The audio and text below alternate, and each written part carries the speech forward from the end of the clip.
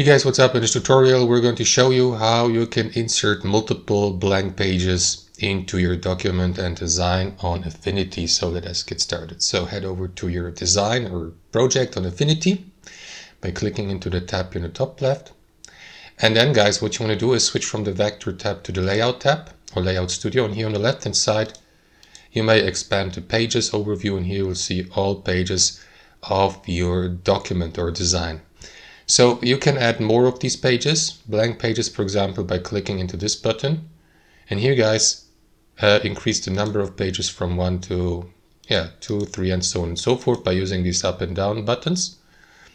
And you can also decide whether to insert them before or after a specific page, and then click into OK. And as you can see, I just added 2 new blank pages, so you may click into them, navigate through them.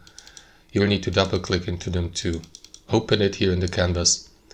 And that's how you do it, guys. Thanks for watching and have a wonderful day.